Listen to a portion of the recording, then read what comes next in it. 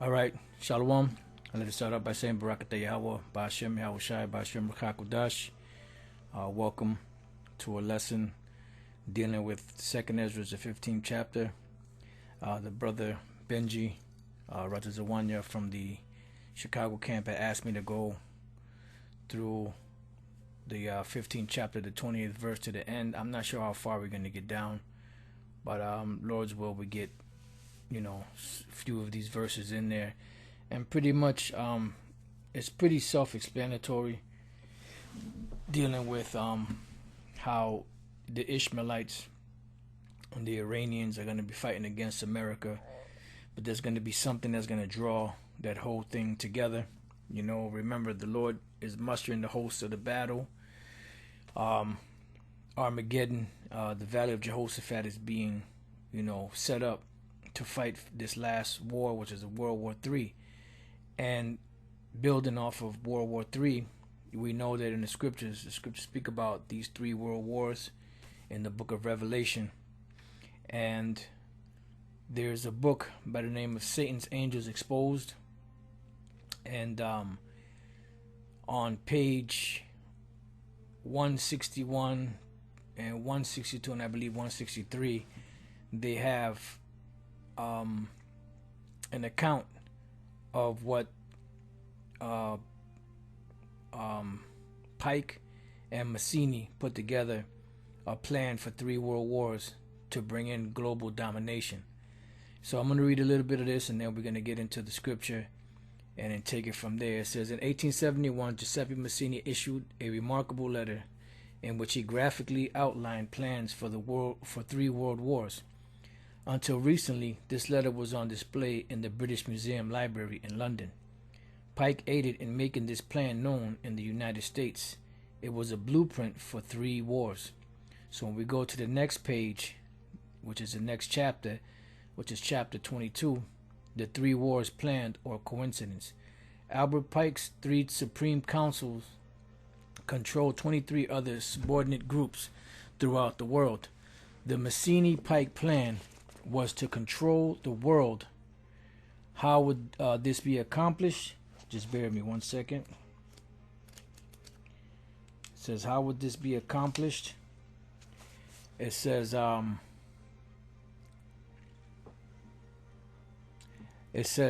plan was relatively simple. It called for, according to the writings of some, communism, fascism, and the struggle for the Mideast, to foment 3 global wars and at last 2 major revolutions. Because pretty much what they want to do, they want to control the whole Middle East. Amalek, the so-called Jews, they want to control the Middle East. So they want to stir up these Arabs, in these Arab nations and these Islamic nations, so that they can have an excuse to fight against them and to so-called demolish and destroy them and bring them under subordination or subjugation underneath Amalek. It says the First World War was to enable communism to destroy the Tsarist government of Russia and replace it with militant atheism. This came to pass, and we now see the results of this overthrow, which they used the Archduke Ferdinand of Austria, I believe it was, and his so-called assassination to as a excuse to get up, in there and take the Tsar out from power, because they wanted the Tsar's money, because he was very rich and he was outside of the grasp of the Rothschilds and them international bankers. So they set up this whole thing through these different revolutions to be able to destroy that part of the world, because they only wanted to keep the crown in England and not have any other crowns. Everybody else would be subjugated. There's a whole history on that. So it goes on to say in the next page, it says the second war would begin by manipulating the governments of Great Britain and Germany to start a world war. Hitler, however, accomplished this almost single-handed, bringing on World War II. And pretty much what this was Judea wages war against Germany. And that's pretty much what it was. It was a war on the Germans, because the German products were so superior to the America and these Amalekites that they wanted to destroy the economy of Germany, which they ended up doing, and bringing them into subjugation and into this world war, which was World War II. It says, you know what? I'm just going to jump around just to save time. It says, the Massini Pike blueprint also called for World War III. This would begin by firing up the controversy between Judaism and the Muslim world. And when we read the scriptures and you read the book of Ezekiel, the 38th chapter, when you read Persia and all of those different allies that are allied to Russia, a lot of those allies to Russia are so-called Islamic countries. When you do, when you look at them and you look at the people that are there and the religion that they worship, it's either Islam or Christianity. So pretty much that's going to be a war against them to stir them up. So this is something that was already in prophecy anyway, but Esau manipulated it in his direction, and this is why you see, situations like 9/11 and the bombing of the World Trade Center back in 1993, and terrorism and this, that, and the other. And now that they accomplished that, now they've pretty much turned on the citizens of America to call them terrorists. So it says the Massini Pike blueprint also called for World War III. This would begin by firing up the controversy between Judaism and the Muslim world. They hoped that the Zionists and Muslims would destroy each other and bring the rest of the world into a final conflict. This Armageddon would bring complete social, political, and economic chaos. And we're seeing this complete social, just want to get the three that they, social, political, and economic chaos. And we see that happening right now, but this is escalating into a third world war. And this here is going to play into that because, like I said, you read Ezekiel, the 38th chapter, that's going into Armageddon. And Armageddon is World War III. The final analysis of Armageddon being when Yahushua and the angels come to destroy Esau, his armies, and the armies of these different nations. So this is 2nd Esdras 15:28. Behold, in horrible vision and the appearance are from the east, which is over there in the Middle East. And this is where everything is being brought together. Joel, the 2nd chapter, Joel, the 3rd chapter, that region where, these different armies are being amassed, to fight and to bring about so-called World War III, which the scriptures call woe, where the nations of the dragons of Arabia shall come out with many chariots. And you see that these Ishmaelites have a lot of weaponry that they've bought from the Americans, they bought from different allies, and they're pretty much ready for war. It says, and the multitude of them shall be carried as the wind upon earth, because the Lord is coming to what? To destroy them. The Lord is going to, the Lord said he's going to bring the, gather the nations to, that he may pour upon them his indignation, even all his fierce anger. It says that all they which hear them may fear and tremble, because this devastation is going to be so bad, that like, what's his name? Albert Einstein said that if World War III is fought with nuclear missiles, World War IV will be fought with sticks and stones, because the nuclear devastation is going to cause a lot of havoc. Also the Carmanians, which are the Iranians, raging in wrath, shall go forth as the wild boars of the wood, and with great power shall they come, because this is one of the allies of Russia, the Persians, and they're going to get busy, and they're a major player in this World War III, and they're a major army and a major land in prophecy, concerning prophecy. It says, and join battle with them, and shall waste a portion of the land of the Assyrians. The Assyrians here represent the so-called America, which is spiritually known as Egypt and Sodom, and you could say that they're known as the Assyrians or Nineveh, because they're coming in that stead, or in that steed. It says, and then shall the dragons have the upper hand. And this is dealing with the Ishmaelites, remembering their nature. And what is their nature? To be wild. Because an angel came to Hagar and told her that he was going to be a wild man. His hand was going to be against every man, and every man's hand was going to be against him.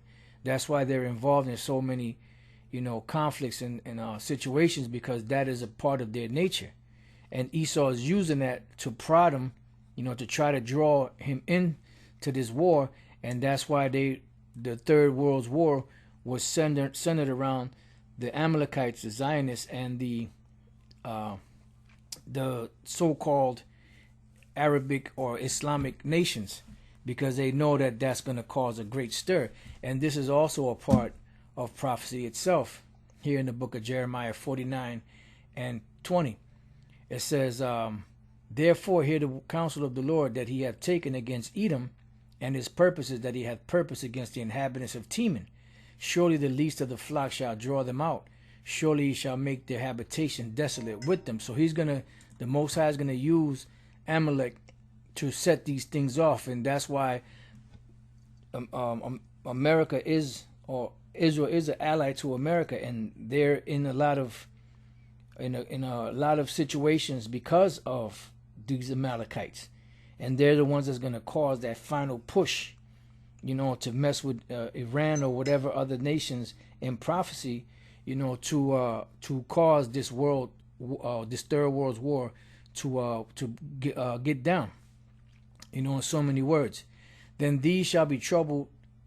Then these shall be troubled and keep silence through their power, and shall flee, because you're gonna have a lot of skirmishes, and just like we know that World War III is coming, we don't know exactly how it's gonna play out in every little detail, but when it happens, we'll know. We'll know blow by blow. So we know that it's happening. We know that it's coming. Just like this is coming also, but we don't know blow by blow every little detail of what's gonna happen. The reason why we can go in history and speak about the Greek Empire and the Roman Empire and the Medo-Persian Empire and the Assyrian Empire and the Babylonian Empire and the Egyptian Empire is because those prophecies already took place, and there are records left of what took place. So we could tie it in to scripture a lot easier than we can these up-and-coming prophecies that are coming, because they haven't happened yet. It said, and from the land of the Assyrians shall the enemy besiege them, because remember, you have a lot of these Ishmaelites that are in America, and they show you movies where they demonize them, but we don't know exactly what they're up to, and we'll find out, when all hell breaks loose, and consume some of them, and in their hosts shall be fear and dread and strife among their kings. Because this is what the Lord is doing. The Lord is stirring up these nations. He's using the angels to stir things up over there. Because remember, you have the four angels that are holding back the four winds in the river Euphrates. As a matter of fact, let's get that real quick. Oh, there's that Revelation chapter 9, if I'm not mistaken. And I have to use this e-sword because my internet is acting up, so it's taking a long time to boot up. So I'm thinking that they're sending shit to slow it down because they're trying to push that 5G. So just like when 3G was out and the 4G was about to come in, they started slowing everybody's devices down so that they can jump on the 4G thing. That's just my opinion on it, but I think that's what they're up to. All right. So Revelation chapter 9 and 14, saying to the sixth angel, I'm sorry, I started 13. I started 12. Excuse me. One woe is past, which is World War I, and behold, behold, there come two woes more hereafter, which is World War II and World War III. And the sixth angel sounded, and I heard a voice from the four horns of the golden altar, which is before the Most High, saying to the sixth angel which had the trumpet, loose the four angels which are bound in the great river Euphrates, because this is a scene of great future judgment over there in that region. And this is why the Lord left the river Euphrates named Euphrates, so there could be some remnants of what the scripture spoke about, even though they still, every place on the planet is a remnant of the scriptures. But when Esau took over, they changed the names of a lot of these lands. It says, and the four angels were loosed, which were prepared for an hour and a day and a month and a year for to slay the third part of men, which are the Edomites. So these angels are holding stuff back, but they're also working. You have angels that are also working on the minds of these kings to do certain things, just like Yahushai and Michael the archangel went to work on a particular Persian king's mind to stir him up to do certain things. You know, and the Lord, and when these devils are sleeping, he puts their instructions in their minds. All right, so now let's go back and let's read the 34th verse. 2nd Ezra 15:34. Behold, clouds from the east and from the north unto the south, and they are very horrible to look upon, full of wrath and storm. They shall smite one upon another, and they shall smite down a great multitude of stars upon the earth. This is talking about their jets, you know, their missiles, even their own star, and blood shall be from the sword unto the belly, because there's going to be a lot of dead. Remember, the Lord promised the birds a great feast. When we read Revelation 19, I believe it's Isaiah 34, the Lord promised these beasts a great feast. So there's going to be a lot of dead captains and generals and privates and specialists and all that. That's just going to be laid out all over the place, and whatever rank they have, you know, from these different militaries, from the Chinese to the Spanish to the, you know, to the Russian, you know, to the different Germans and all of that. It says, and dung of men unto the camel's hoof, many death, a lot of death.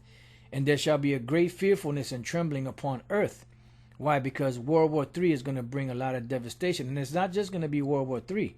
You got to remember, there's going to be uproars of the people and earthquakes in diverse places and all different type of things happening on, plagues and pestilence, and ultimately Yahushai and the angels coming, and those missiles, the nuclear missiles, being shot. And they that see the wrath shall be afraid, and trembling shall come upon them. That's what the Lord said. And let's get that real quick. In Luke, the 21st chapter, and the 25th verse, it says, and there shall be signs in the sun, and in the moon, and in the stars, and upon the earth, distress of nations, with perplexity, the seas and the waves roaring. Why? Because there's going to be a lot of devastation. Men's hearts failing them for fear and for looking after those things which are coming on the earth, for the powers of heaven shall be shaken. Why? Because these are the prophecies of the Lord being fulfilled. So as we see them playing out, we'll be able to see in more detail, you know, some of these, some of the, what's the word I'm looking for? Some of the, I guess for lack of better words, intricacies, you know, of the prophecies, you know, which we just deal with a broad stroke when it deals with prophecy, because there's so many twists and turns that, look, this is what the prophecy was talking about. And if you want to get into detail, you have to go and research the whole thing. We don't worry about trying to go into every little nook and cranny of every different war and everything that took place to try to break down every little jot and tittle of the prophecy, you know, because we just give it a broad stroke on prophecy, because that's the main thing, like the mark of the beast. You know, the reason why we speak about that is because the microchip is the mark of the beast, and there are a lot of intricacies, but there's a lot more technological stuff that goes along with it, and we're not really concerned with that. We're just concerned with the actual mark of the beast, which is written in the scriptures, you know. But there are other people that are experts in every little point, in every little circuit and everything in the microchip. And then shall there come great storms from the south and from the north, and another part from the west, as these different militaries.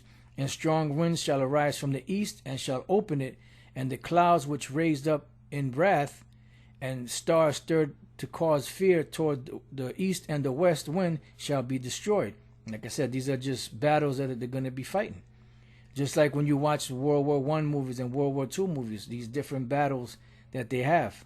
The great and mighty clouds shall be puffed up, full of wrath, and the star that they may make all the earth afraid, and them that dwell therein, and they shall pour out over every high and eminent place and horrible star. This is destruction. Now you got fire and hail and flying swords, which are what? These missiles that are going to be flying around, hitting jets, hitting tanks, hitting civilians, destroying certain places. You just got to look at the footage of World War I and World War II and look at the devastation that took place. Look at the devastation that took place in Japan when they dropped the bombs on Hiroshima, Nagasaki, Tokyo, and other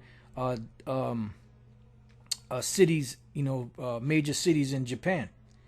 It says, and many waters, which are what? These armies. And all fields may be full, and all rivers with the abundance of great waters, which is all these militaries. Remember the scripture speak about the militaries coming in like a flood. When the enemy shall come in like a flood, the Spirit of the Lord shall lift up a standard against him. And many other examples in the scriptures that there are. And they shall break down the cities and walls, mountains and hills, trees of the wood, and grass of the meadow, and their corn. Because these, when you have wars, they're not concerned about, oh, well, don't shoot over there because that's their rice paddies, or don't shoot over there because that's their corn, and then over there that's their storehouse. And they're supposed to adhere to the Geneva Convention, I believe it is, where if you have a red cross on a particular place, you're not supposed to destroy that. But they're not going to listen to any of that. And they shall go steadfastly unto Babylon and make her afraid, because America will be afraid. There will be missiles flying over here. There will be all type of stuff going on over here. You will have a semblance of order, because the Lord said, as the days of Noah and as the days of Lot. But for the most part, you're going to have a lot of devastation too. They shall come to her and besiege her. The star and the wrath shall they pour out upon her, which the star basically represents destruction. Just like you have wormwood, which represents bitterness, which represents poison, pretty much. Then shall the dust and smoke go up unto the heaven, and all they that be about her shall bewail her, which is what? The destruction. And when we read this verse here, we could just go to Revelation, the 18th chapter, and read the whole chapter about the devastation of America and how the nations are going to bewail her because they're not going to be able to make any money here anymore. And they that remain under her shall do service unto them that have put her in fear. Because you're going to have all these different militaries fighting against each other. You're going to have, because Esau's trying to put the whole world in subjection. He's trying to put everybody in subjection. And this is why a lot of these nations are fighting back. But the Most High is going to stir things up with these nations to cause them to come against America. Because they're only going to go so far with this so-called New World Order. And thou, Asia, which is those so-called Asian countries like China and Japan and South Korea, North Korea, them different nations that are involved in with militaries. It says, thou that are partaker of the hope of Babylon and are the glory of her person, woe be unto thee, thou wretch, because thou hast made thyself like unto her, meaning like unto America, and hast decked thy daughters in whoredom, that they might please and glory in thy lovers, which have always desired to commit whoredom with thee.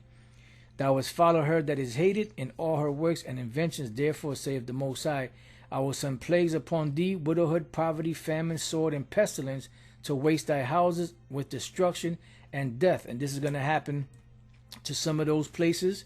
It's going to happen also to America. And the glory of thy power shall be dried up as a flower. The heat shall arise that is sent over thee, because you have these nations that are jumping up saying that they're going to be the next rulers. The Chinese are saying they're going to be the next rulers. The Ishmaelites are saying they're going to be the next rulers. You have different countries that believe that they're going to be the next rulers once America goes down, but they're not going to be.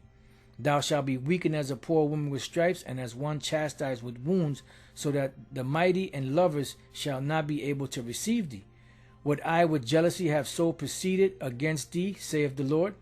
If thou hadst not always slain my chosen, exalting the stroke of thine hand, and saying over the dead when thou wast drunken, set forth the beauty of thy countenance. So who did this? This is America.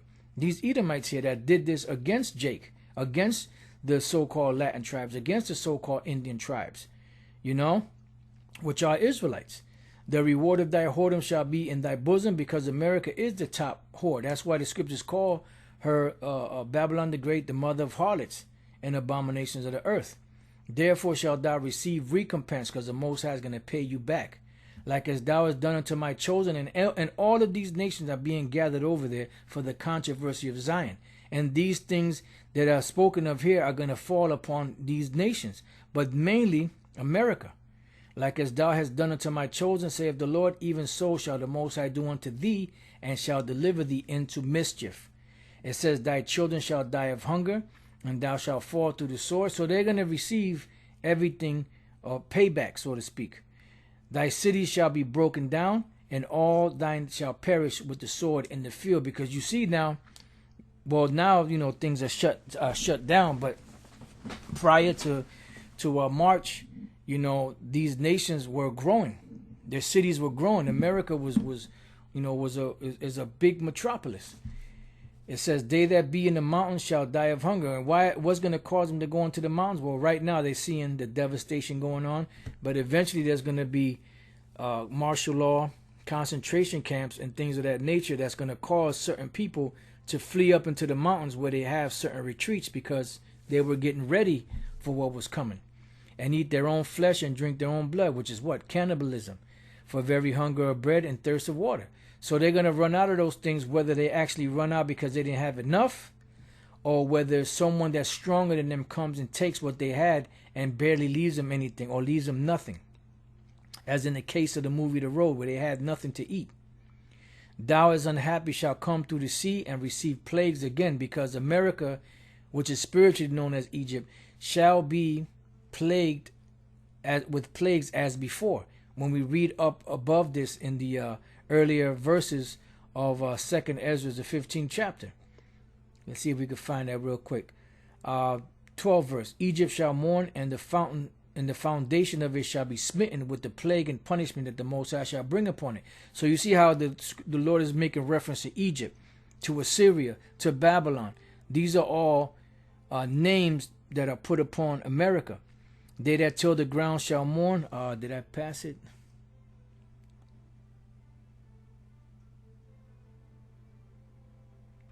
Just bear with me for a second, Salakia. It might be the 16th chapter, where the Lord said he's going to smite Egypt again with plagues. Yeah, here it goes. But I will bring, I skipped to the 12th verse 11. I'll start at 10. Behold, my people is led as a flock to the slaughter. I will not suffer them now to dwell in the land of Egypt, but I will bring them with a mighty hand and a stretched out arm, and smite Egypt with plagues as before, and will destroy all the land thereof.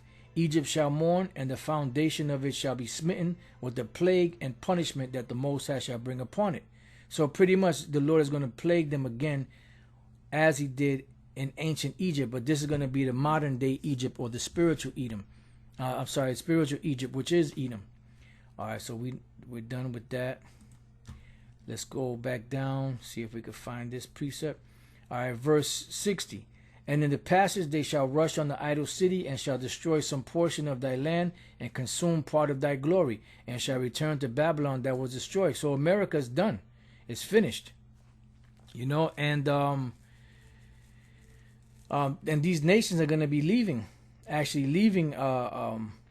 from here. Some of them are already doing it, and they're going to be leaving up out of here. You know, it says, and thou shalt be cast down by them as stubble, and they shall be unto thee as fire, and shall consume thee in thy cities, thy land, and thy mountains, all thy woods and thy fruitful trees shall they burn up with fire, because there's not going to be anything left. In Jeremiah 50 and 51, it says that there's not going to be any inhabitants here once this place is destroyed. There's not going to be anything left but the stones of confusion, the stones of confusion and the lines of emptiness, or the lines of emptiness and the stones of confusion, as it speaks in Isaiah 34. Thy children shall they carry away captive, and look what thou hast, they shall spoil it, and mar the beauty of thy face. Because remember, the Lord said that we're going to boast in the riches of these nations, which is really our riches. We're going to suck the breasts of kings, meaning we're going to take their riches. So their riches are going to be translated to us. So let me leave you with this last precept in the book of the Apocrypha, Ecclesiasticus chapter 10 and verse 8. It says, because of unrighteous dealings, injuries, and riches got by deceit, the kingdom is translated from one people to another. Now, concerning 2nd Esdras, the 15th chapter, you know, any little intricacies here that are going to take place, you know, we'll know in more detail once everything happens. But for the most part, it's just dealing with Armageddon. It's dealing with specifically the Ishmaelites, the Iranians, you know, and how that's going to cause, they're going to be caused to come against America. And we understand that Amalek is the one that's going to draw them out, you know, to make America get involved with them. And that's going to cause everything to tumble out of control. All right. So with that, you know, I pray that your question was answered. And I pray that your brothers were edified. Till the next time I say Shalom.